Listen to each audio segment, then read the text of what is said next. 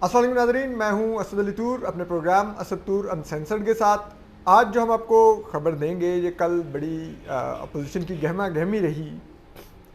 जो कुछ लाहौर में होता रहा। इस पर अपडेट क्या है, अंदर की खबर क्या है, कहाँ पर इन मुज़ाकरात में, इन नेगोशिएशंस में जो चीज़ें तय पा रही थी उनमें डेडलॉक आया। जो पीटीआई के अरकान असम्बली जो बगावत के लिए तैयार हैं, उन्होंने क्या ऐसी शर्त रखी है जिसने अब तमाम जो अपोजिशन है, अलायंस है, पीपल्स पार्टी और पीडीएम का, जिसमें पीएमएलएन और जेयूआईफे मेजर स्टेक होल्डर हैं, इनको दोबारा से ड्राइंग बोर्ड पर बैठने पर मजबूर किया। और क्या ऐसी चीज़ें हैं जो जिन्होंने काफ लीग से बातचीत पर मजबूर किया, क्या सब कुछ चल रहा है, इसके ऊपर आज हम आपको अंदर की खबर देंगे। ये हुआ क्या है पंजाब में, कल लाहौर में क्या सरगर्मियां रहीं। तो देखिए, बात यह है कि अब एक तरफ तो अपोजिशन तैयारी किए बैठी है वज़ीर इमरान खान के ख़िलाफ़ तहरीक अदम एतमाद लाने के लिए, और एक बात जो अब साफ नज़र आ रही है कि पीपल्स पार्टी तो ऑलरेडी इस्टेब्लिशमेंट पर रिलाई कर रही थी, लेकिन अब पीडीएम में से जेयूआईफे भी चाहती थी कि इस्टेब्लिशमेंट अगर वो सो कॉल्ड न्यूट्रलिटी शो करे तो वो भी उस तरफ चले जाएंगे। और जो आखिरी जो शख्सियत जिनके बारे में कहा जा रहा था कि नहीं, मियाँ नवाज शरीफ डील करने पर आमादा नहीं है, और वो बार बार नो कॉन्फिडेंस पर वो ये कहते भी थे कि अगर नो कॉन्फिडेंस करना है तो हमारे पास तो नंबर पूरे नहीं, तो नंबर तो फिर हमें इस्टेब्लिशमेंट से ही मांगने पड़ेंगे। तो फिर हम इस्टेब्लिशमेंट से जो रियासत के ऊपर रियासत की बात कर रहे हैं वो बयानिया कहाँ गया। लेकिन जैसे ही इस्टेब्लिशमेंट ने लचक शो की तो अब मियाँ नवाज शरीफ भी कोई डील बना रहे हैं इस्टेब्लिशमेंट से। तो फिर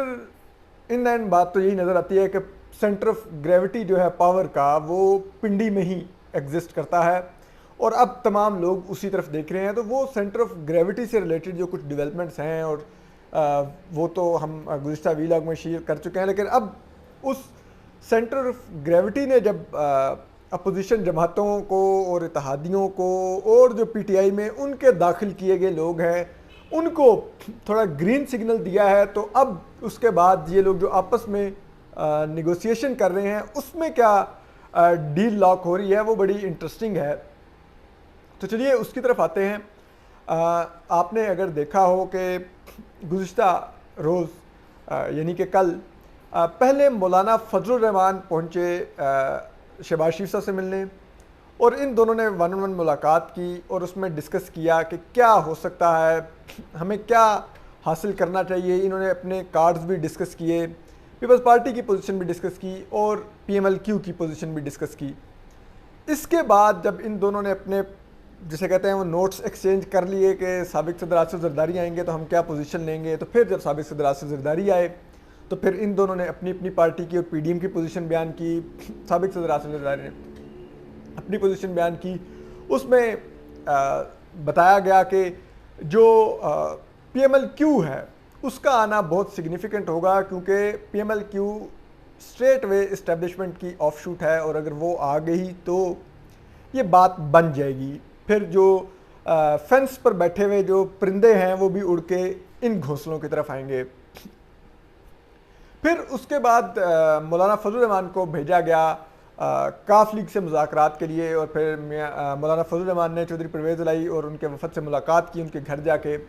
जहाँ पर कहते हैं कि मौलाना फजलुर रहमान ने चौधरी परवेज़ इलाही को याद भी करवाया कि 2019 में मैंने धरना आपके कहने पर ख़त्म किया था, क्योंकि आप लोगों ने कहा था कि मार्च 2020 तक हुकूमत जाएगी।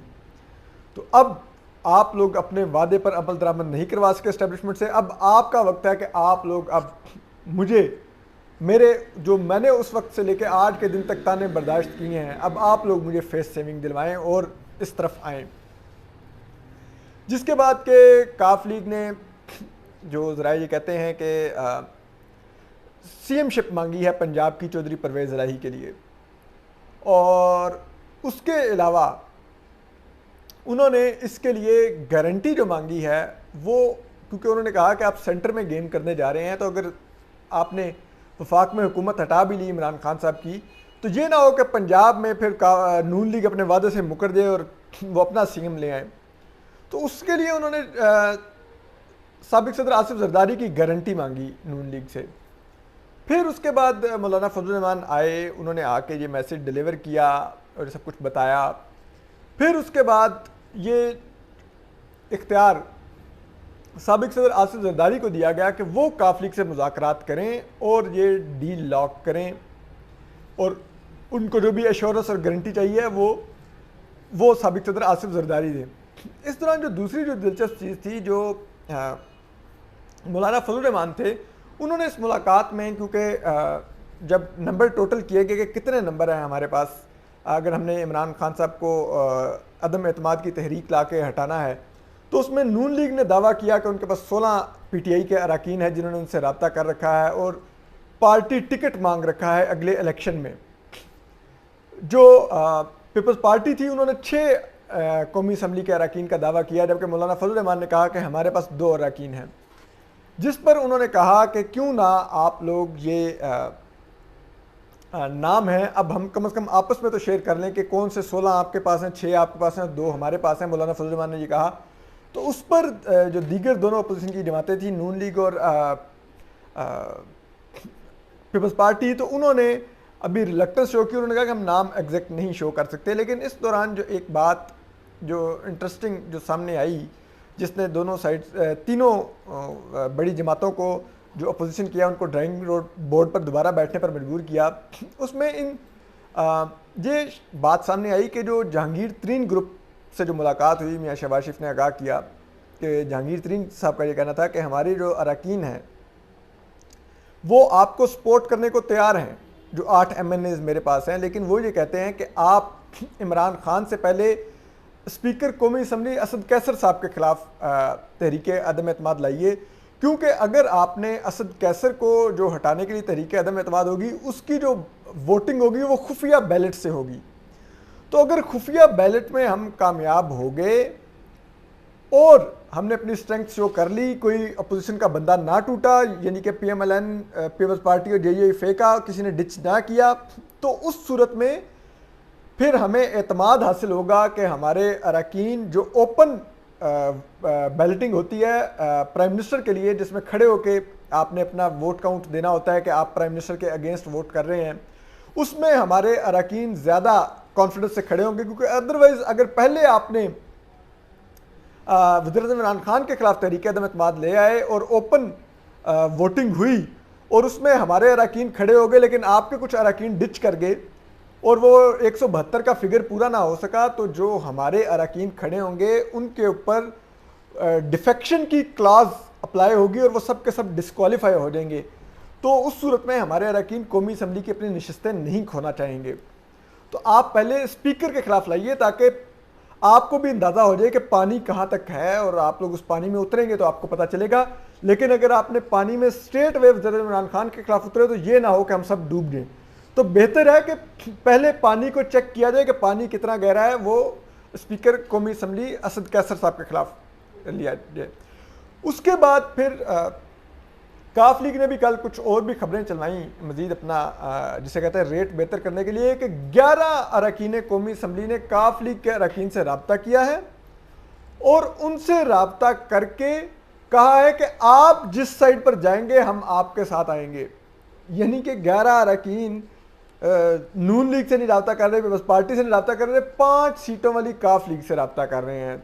इन अदर वर्ड चौधरी परवेज़ इलाही ये भी मैसेज दे रहे थे कि देखिए हमारे पास सिर्फ 5 नहीं 11 और लोग भी हम ला सकते हैं, यानी कि हम आपको 16 लोग दे सकते हैं। तो आप लोग हमसे पंजाब के ऊपर डिसाइड करें कि हमें CMशिप दी जाएगी। तो उसके बाद फिर जो अपोजिशन लीडर्स ने जो फार्मूला आपस में डिस्कस किया वो ये था कि क्योंकि अब ये सीन बन रहा है, तो क्यों ना जिस पार्टी का जितना बड़ा शेयर है उसके हिसाब से कुछ तय किया जाए। तो सेंटर में आसिफ जरदारी साहब ने नाम तजवीज़ किया कि आप प्राइम मिनिस्टर ले आएँ शहबाज शरीफ साहब को, जिस पर कहते हैं कि शहबाज शरीफ साहब बड़ा खुल के हंसे भी मुस्कुराए भी। इधर ही बात है, वो पहले भी प्राइम मिनिस्टर की स्लॉट को देख रहे थे, तो जरदारी साहब के मुँह से सुनकर उनको अच्छा तो लगा होगा। और जो फिर PMLN की तरफ से जो तजवीज़ आई कि स्पीकर जो कौमी असम्बली होंगे वो आप कर दीजिए खुर्शीद शाह साहब को, और फिर जो CM पंजाब होंगे वो चौधरी परवेज़ इलाही होंगे, और जरदारी साहब ने इनको इशोर किया कि वो बलूचिस्तान में बाप पार्टी को साथ ले आएंगे तो वहाँ पे भी अपोजिशन की हुकूमत आ जाएगी। लेकिन एक जो चीज़ जो बड़ी जो PMLN जिस चीज़ के ऊपर रिलक्टेंट नज़र आई वो ये थी कि अगर हम प्राइम मिनिस्टर अपना ले आते हैं, मियाँ शहबाज शरीफ ले आते हैं कुछ भी, और क्योंकि सूबाई असम्बलियाँ KP में बदस्तूर PTI की हुकूमत रहेगी और सूबाई असम्बली अगर KP की तहलील नहीं होती तो फिर सेंटर की असम्बली में तहलील करने का फ़ायदा नहीं होगा और फौरी इलेक्शन नहीं कॉल किए जा सकेंगे इस सूरत में। तो फिर जो IMF के प्रोग्राम पर अमल दरामद करना पड़ेगा उसकी गाली नून लीग खाएगी और उसकी इंतखाबी कीमत भी नून लीग अदा करेगी। तो इसके बाद फिर एक और डेडलॉक आया इस बात के ऊपर, फिर ये जो पंजाब की CMशिप है ये चौधरी परवेज़ इलाही को देनी है कि नहीं, इस चीज़ को अब मशरूत कर दिया गया है मियाँ नवाज शरीफ की अप्रूवल से। जबकि तहरीक अदम एतमाद की टाइमिंग के लिए भी पीपल्स पार्टी ने ये शर्त रखी कि वो आप लाएंगे जब हम लॉन्ग मार्च कर लेंगे, उससे पहले नहीं लाएंगे, क्योंकि हम उसकी तमाम तैयारियां कर चुके हैं, उस पर बहुत ज़्यादा अखराजात कर चुके हैं, तो हम अपना वो पावर शो नहीं लूज़ करेंगे। तो फिर ये तय पाया कि इसके बाद जब ये चल पड़ेगा, लॉन्ग मार्च पंजाब में दाखिल हो जाएगा, तो अगले 2 से 3 हफ्ते में किसी भी वक्त तहरीक अदम एतमाद लाई जाएगी। लेकिन उसके लिए भी मियाँ नवाज शरीफ का ये अप्रूवल भी अभी मशरूत है कि अगर मियाँ नवाज शरीफ ये अप्रूवल देंगे कि CM पंजाब परवेज़ इलाही होंगे तो फिर ये डील वहाँ पर भी लॉक की जाएगी। ना ख्याल रखिए, सलामत रहिए, अल्लाह हाफिज़।